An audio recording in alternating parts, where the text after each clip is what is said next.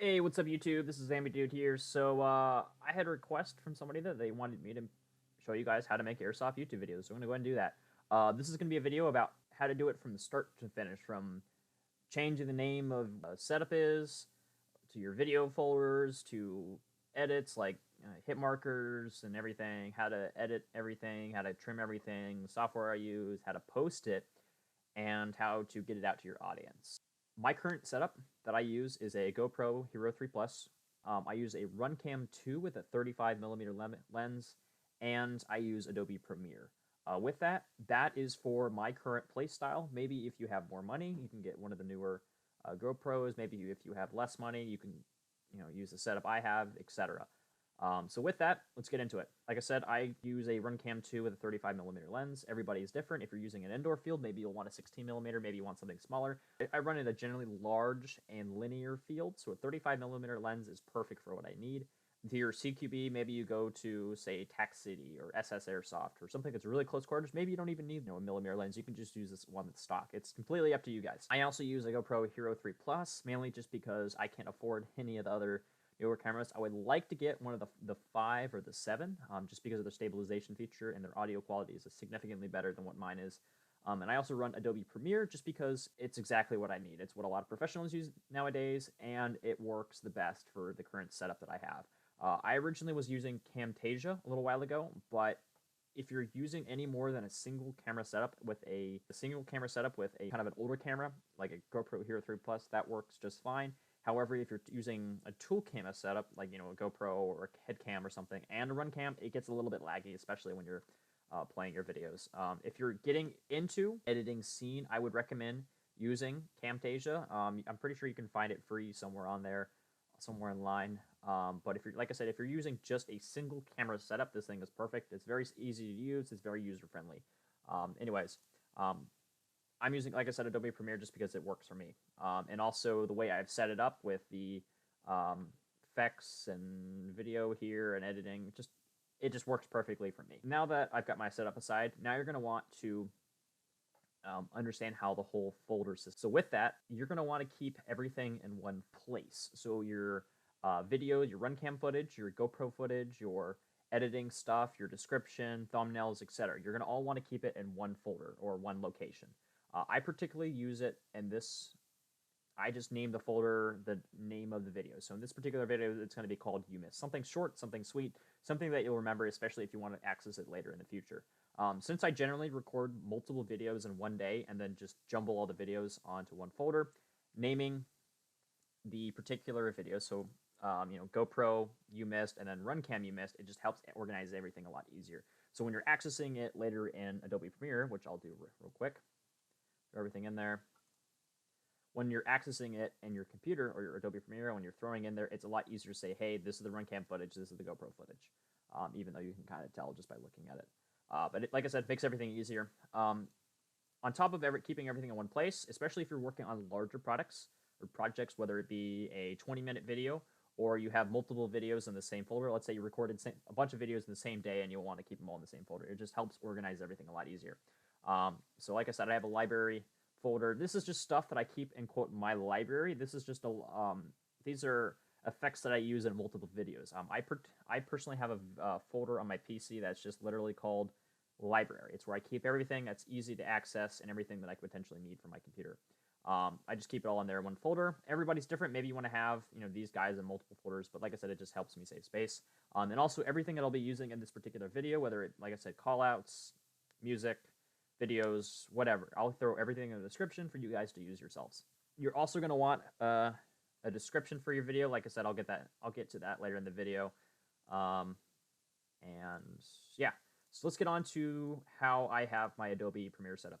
So like I said, I have my project up here. This is where I keep all my videos and I can access them. I keep media browser. You don't really need that. Effects, you definitely want to use that. Some of the effects you'll be using are Ultra Key. So when you have a green screen background, you can kind of use that. Exponential fade, cross evolve, and crop. Those are all very basic features I'll use. Source, you don't really need that. But like I said, the two main things you're going to want is your project. This is essentially where all your files are kept in Adobe Premiere. And your effects, these are going to be the effects that we'll be using in the video. Also, this is going to be your timeline. So once I start throwing videos in here, Your timeline is essentially where you're going to be doing the majority of your work for your video, whether it be editing stuff, cropping, cutting, trimming, etc. This is where you're going to be wanting to do it. And then up here, the program, this is where your particular feed is going to be. So wherever your cursor is, that's the particular video you're going to be getting. So now that we're in Adobe Premiere, you're going to go ahead, like I said, drag over your GoPro footage over to the timeline. Just drag and drop, and it'll give you like a little thumb of how it looks like. Once you do that, you're also going to want to put your run cam footage in here as well. Just place it anywhere. It doesn't really matter. You're going to sync it up in a second. And then you're going to want to put your mouse over the audio. Notice it says A1, A2, A3. You're going to put your mouse over the particular audio and use your cursor to scroll. It'll essentially widen the folder or the particular line, and it'll let you access the particular chunks of audio. This is going to be very, very important in the future. And then go ahead and do the same thing for audio too. So once you do that, you're going to highlight both of these guys, right-click, and go to Synchronize, and then click Audio, Track Channel 1, OK. This will essentially synchronize the two audio clips to make sure the two particular audio files are within line. So when you're transitioning from your GoPro footage to your runtime footage, it makes everything a lot simpler and easier rather than scrolling a whole bunch of times. So go ahead and click on your runcam footage. Notice how it says R, you missed, unlink it, and delete the runcam footage. The reason I'm doing that is because the audio on my GoPro is a lot better than my runcam, and also since we've already synchronized it, we don't need the runcam audio anymore.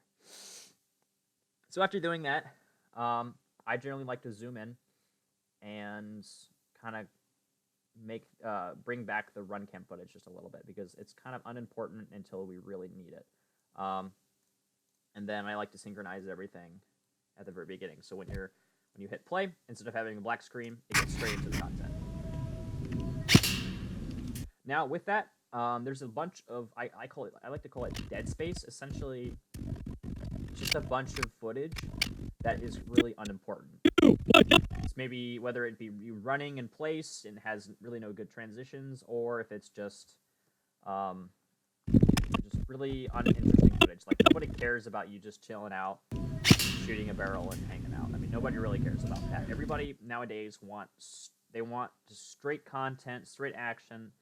They want you to get in the I would say meat and potatoes of the content. So what I like to do is you can either come over here and press the razor tool, or you can hit C. I like to hit C, and if you want to access these two particular tools, you're going to be accessing a lot. So C is for cut on your keyboard, and V is just basically the selection tool.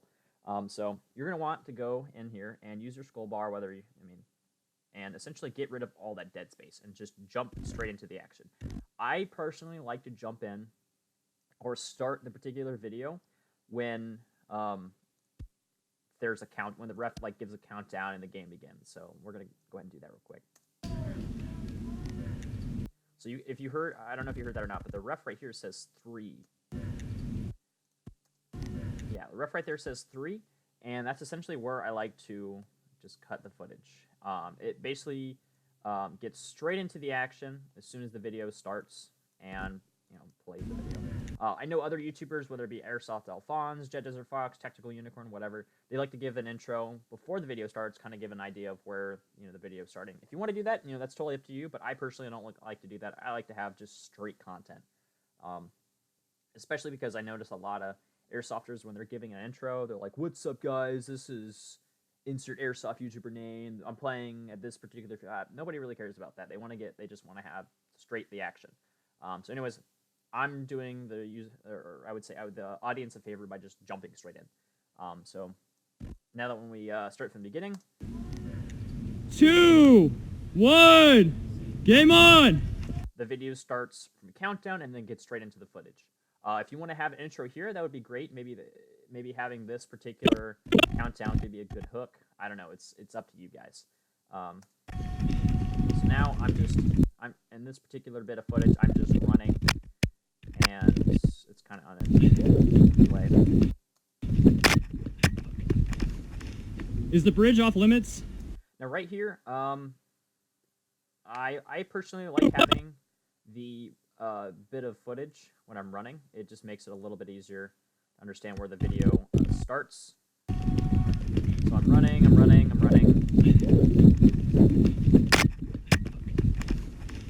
Is the bridge? And then I kind of have like a little bit of dead space here. I'm gonna go The ahead bridge and off just limits? edit that out. Okay. So up until about right here, there's just a lot of dead space where I'm just like chilling, and nobody really cares about that. So I'm gonna go ahead and wait for the next audio cue. Okay. And just go ahead and cut that little bit of dead space out. Up until the point where I aim my gun. So I'm right here, and then I aim my gun right about there. So I'm going to get rid of that, delete that, and then bring the rest of my footage over. So after that, you go back, and just go straight into the action of the video. Now with that, after I get into the action, I'm going to go ahead and essentially cut my footage to where it makes it a little cleaner when the viewer's watching the video. So right now, if you were to just play the video, camera just kind of like runs all over the place. Nobody wants to get their eyes blinded. So after I shoot in the particular run cam footage, right about there, I'm going to take away, or sorry, cut the particular, let me go back. So I'm going to cut the GoPro footage, I'm going to cut the run cam footage, and essentially make it to where as soon as I play this, it goes to the run cam footage, you see a guy maybe get shot over here, maybe not, and then it goes back to the GoPro footage. It's nice and clean, it's seamless, and it gives essentially the viewer an idea of what you're shooting at. Now with that, I like to, just to clean up something, you don't have to do this, it just saves a little bit of space when you're editing videos. I like to unlink the GoPro footage where the run cam is and delete the video portion of the GoPro, or the particular GoPro file. And then after that,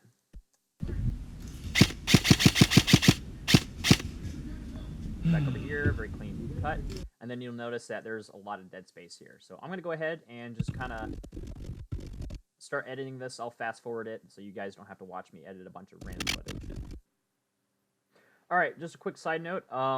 When I'm editing my videos, I generally like to edit all the, cut the run cam up, come the GoPro footage up a little bit, and then I like to do the call-outs and stuff like that. It just makes it a lot easier, especially when I'm cleaning up the footage. I don't have to worry about accidentally mixing anything up. Just make sure when you're doing this particular version, something I forgot to mention earlier, is you want to look for the audio spikes in your particular video. So right here, you'll notice that when I'm shooting my gun, there's a bunch of quick audio spikes. That's where you want to generally cut your run cam footage. All right, so for this particular part, sometimes in videos you have kind of a bit of an action that's really, really quick and can be hard to see. For this particular footage, I like to sometimes add a bit of I guess you could call it a kind of an extension of what you just saw. So to do that, you click both of the videos, you copy it, whether it can be Control-Z, Control-C, and then just paste it somewhere. That's a good place to paste it. And then bring it back to where you brought it, and essentially go to speed duration, and you want it to be, I think, is it 42815 speed duration? Let's try 50%. So that'll make it 50% longer than what it was before. So as you can tell, this particular clip is very quick, and it's kind of hard to see where the BBs are going.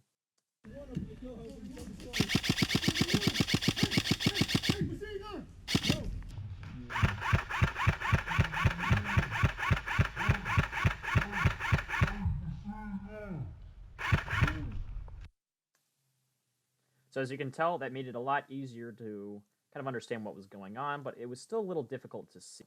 I died right here, and it looks like the rest of this footage is going to be just, quote, dead space. Just essentially where I'm walking back to my spawn, and just I'm walking back to my spawn. Nothing particularly interesting happens. I sit here, wait to respawn, and then move back in.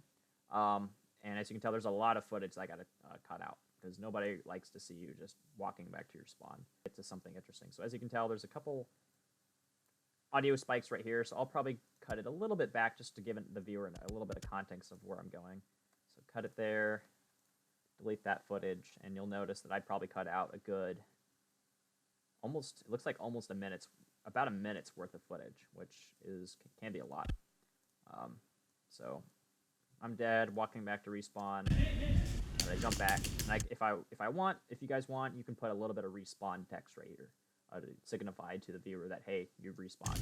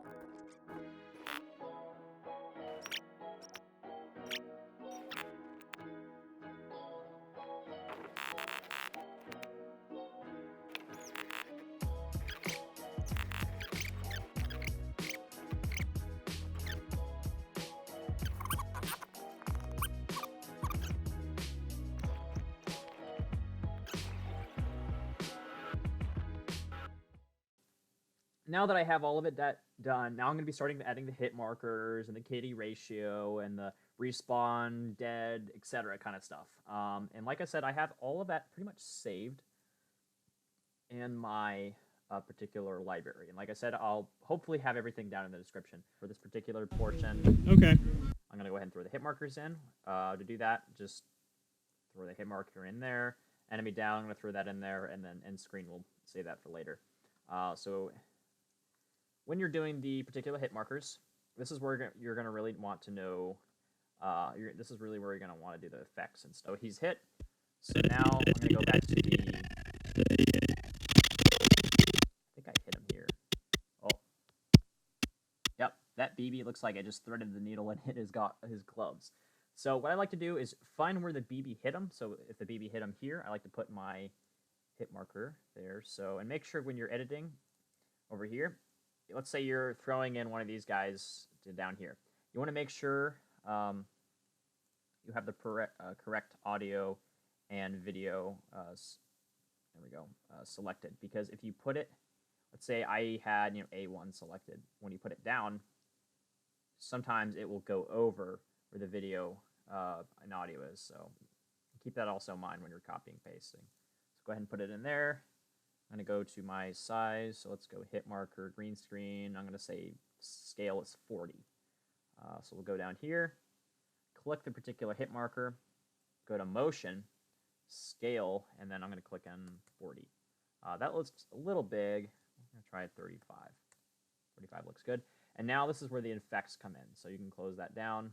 What I want next is you're going to want to get Ultra Key. I don't remember where that is. I just have it in my favorites because these are all the guys that I use the most. So bring that.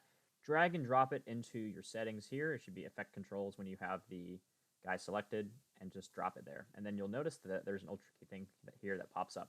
This essentially, if you're having a green screen or maybe a face over, or in my case, a hit marker, you're going to change the key color to green. Doesn't really matter, as just whatever looks the most green is closest to that, and then it'll just block it out like that. It's really nice.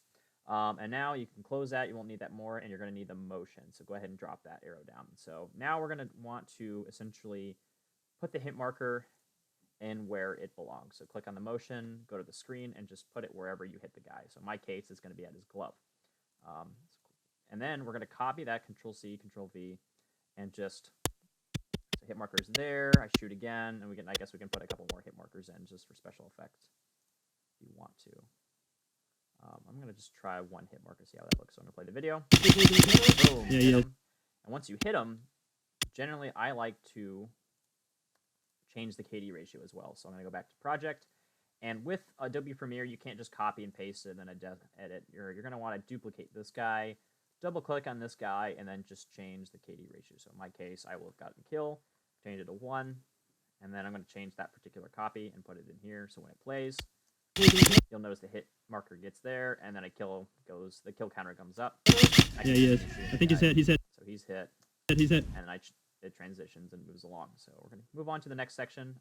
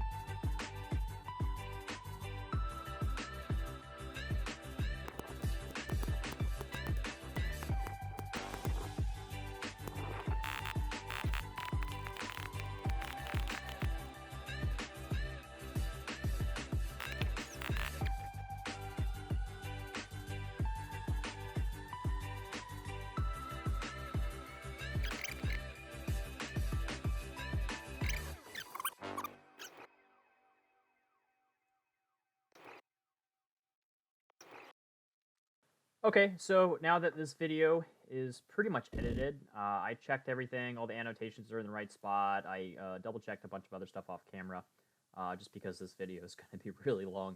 But anyways, so once you're done, or once you think you're done with all the annotations, hit markers, and a bunch of other stuff, go ahead and rewatch the video at least twice. I know it's kind of long, but off camera, I rewatched it and I noticed a couple things were off, like a hit marker was off a little bit, or some of these guys weren't trimmed properly, so I went ahead and did that and added a couple other things. And once you rewatch it, if you want, you can add an end screen, or tell the viewers to like and subscribe, whatever works for you. But that's pretty much it for the video portion. Now the next part. Now the next part is picking a thumbnail. I personally, and most people might find this a little weird, but I make all of my thumbnails in PowerPoint, and there's a really easy way to do that. So real quick, description, videos, thumbnails. Here we go. So go ahead and go to your thumbnail folder, copy the particular section, and then just go ahead and launch PowerPoint. And especially for beginners, you don't need Photoshop, you don't need anything fancy. Honestly, PowerPoint does a pretty good job of making thumbnails, and it's pretty simple to do.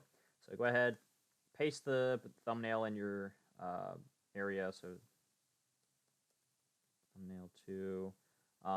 So go ahead and make the PowerPoint, and then the thing I like to do is either A, you can make a thumbnail.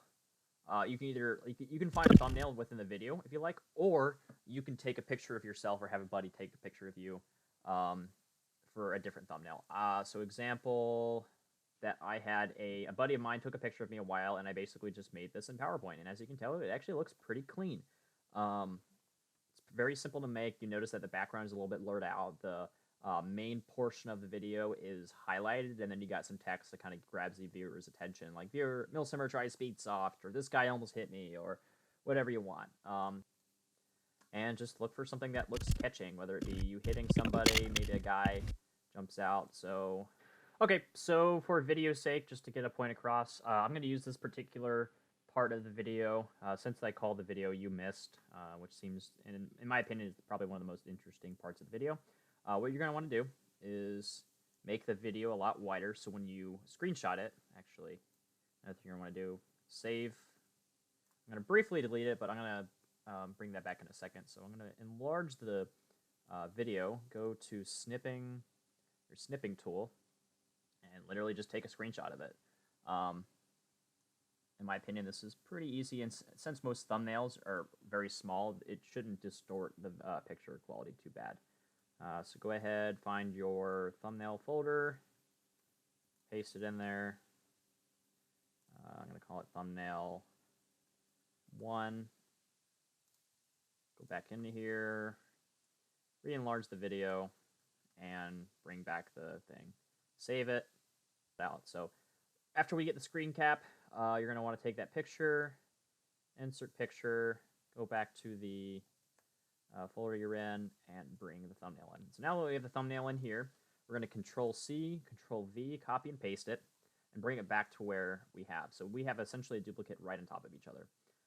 Then we're going to take that, we're going to go to Remove Background, and what we're going to essentially do is only keep the important details. So we want to keep the guy in, maybe keep my hand in, maybe keep the barrels behind him. It really doesn't matter. So try to be as specific as you can, and generally Remove Background is actually pretty decent about finding the particular spots. So we're going to keep the barrels just for detail's sake, and then mark areas to remove. So get rid of that. We don't need that area. We don't need this area. We don't need this extra bit here. We don't need this background, but we still want to keep the barrels because that got removed. Keep part of his head. Try to be as detailed, as specific as you can. Keep part of his helmet. It looks like this is pretty good. This is pretty good here. And hit keep changes. So when we go down, we'll notice that we only keep in this particular bit. So now we're going to go to this particular, click on this particular picture, not the one that we just cropped. Go to our artistic effects, and then go over to this blur. So essentially, you're blurring the background out and essentially highlighting this particular portion. You want to keep the important parts of the video in.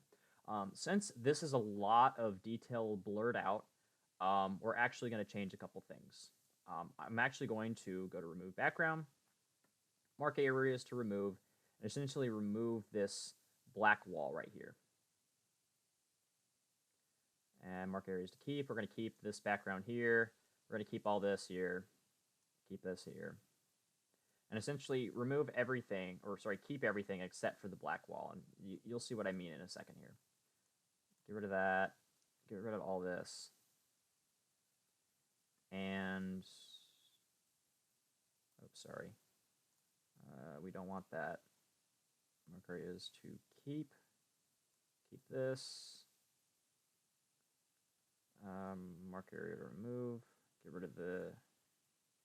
And there we go. We're going to keep those changes. Oh, whoops. Take this guy. So now that we remove that, we also still have a copy of that. So now we have this background blurred out, and we have this guy not blurred out. We're going to paste the original picture back in, and we're going to send it backward. Backward. Send backward. There we go. So now, with everything put in, we should have this is still kept here, this is still kept here, this is still kept here, and then that just excess background is blurred out.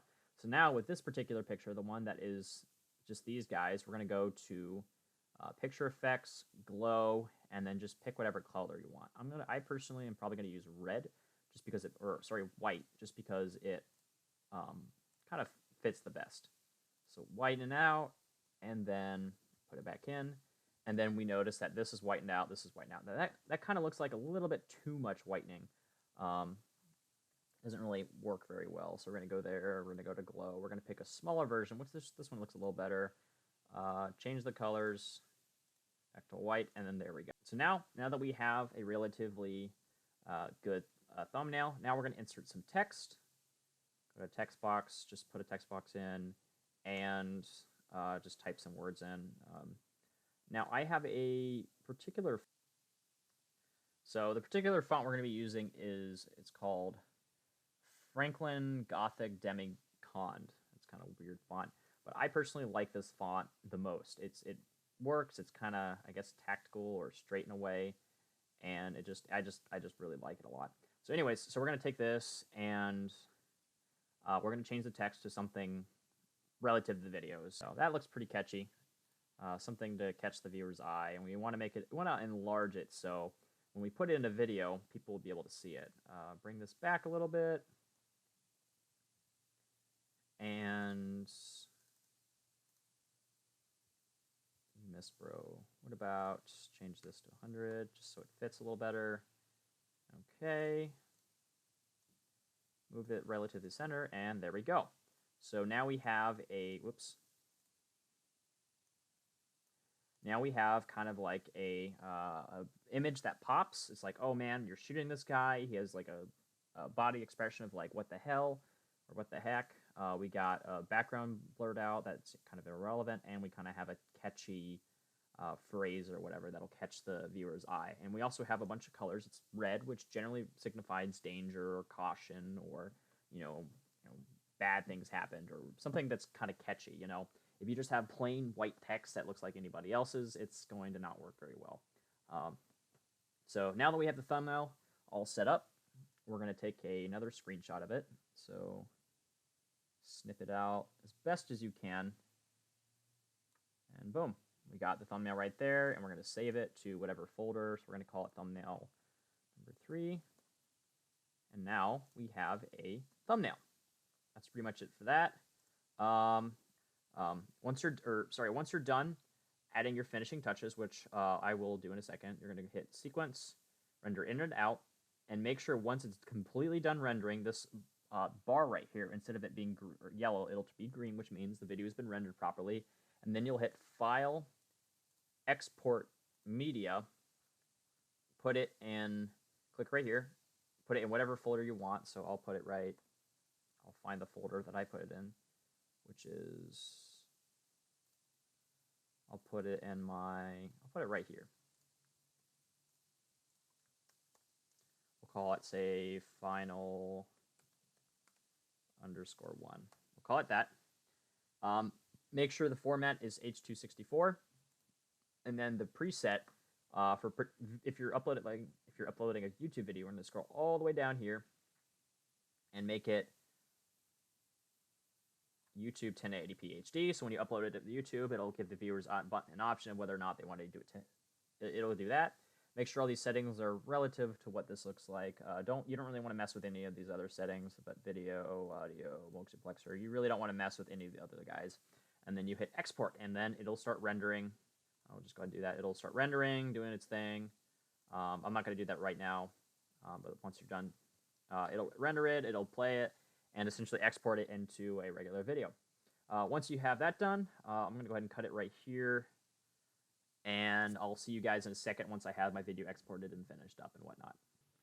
Okay, so last thing. So now that we have the video completely edited, it's edited, I exported it, I rendered it, it's all good. The only thing I did off camera was I added a end screen, so when I'm ending the video, much else eventful. Added a little bit of music and some, just basically telling the users or people to like, comment, subscribe, etc.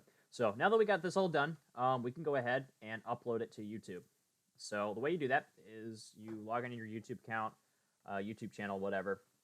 You go up to this little icon here, or sorry, you don't go up to the icon. You hit this button right here. It says upload, create a post, whatever. Upload video. Go to your folder, copy, select file, go there, and click the video that you just made. While that's loading, we're going to go ahead and open another folder, go to YouTube again. Click on your profile icon, go to your channel. Profile icon, go to YouTube Studio Beta, and then once that loads, create a Studio Classic, just because I don't know, I prefer the Classic a lot better. Video Manager, and while that's loading, click on the video that you just did. So go back to your original one, and this is where we need to change the description. So I made a description template for my YouTube videos.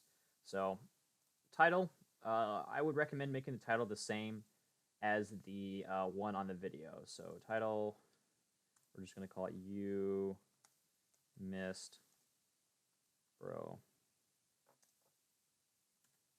And then video description, just make it something pretty easy for the viewer to read. So I'm going to say,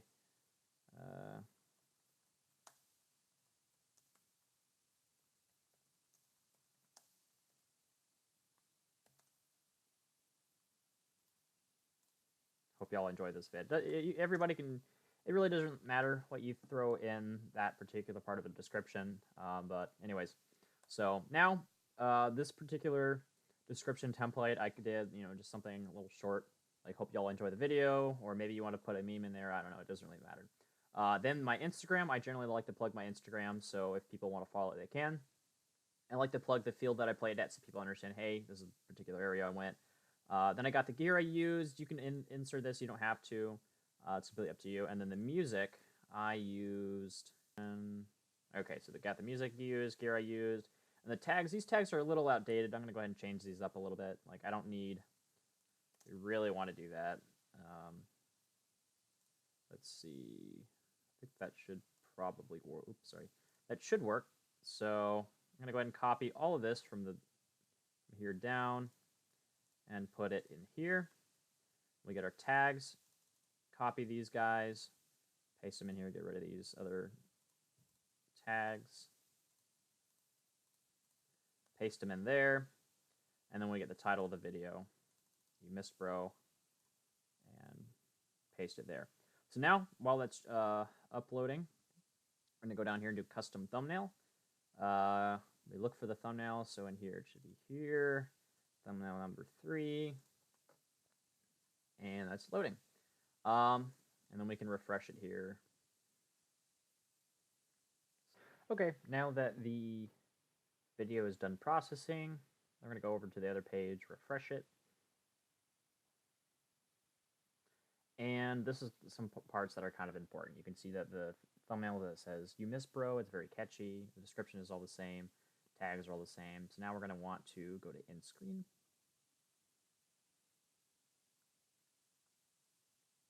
Go to the particular section of where the end screen is. So it starts right about here. Add an element. Let's do subscribe. Put it over where the script subscribe normally would be. Video playlist is do most recent upload. Most recent upload. Best reviewer. And you don't want to overload the viewer at the end screen with too many videos, otherwise they kind of get like annoyed or something. And then a card, if you guys want, you can add polls, you can add recommended videos. It's completely up to you. Just make sure not to overload people with a bunch of cards because they can get really annoying, especially in mobile. I would say add no more than, see, this is a 5-minute video. I would say add no more than 2 cards. And even then, that's kind of pushing it. So right here, I'll just look for a place, maybe, I don't know, maybe right about, I don't know, here I'll add a video or playlist. So we'll do, I don't know, we'll try this one. I'll just throw that one in there. And then that automatically saves. Go to Info and Settings.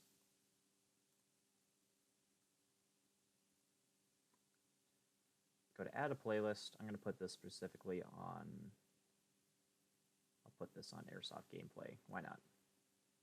And that's pretty much it. Oh, and don't forget, if you want to, I'm going to add this, or I'm going to make this upload tomorrow at 12 p.m. So today is the 13th, tomorrow is the 14th. So I'm going to go to Scheduled 14th at, I'm going to say 12 p.m.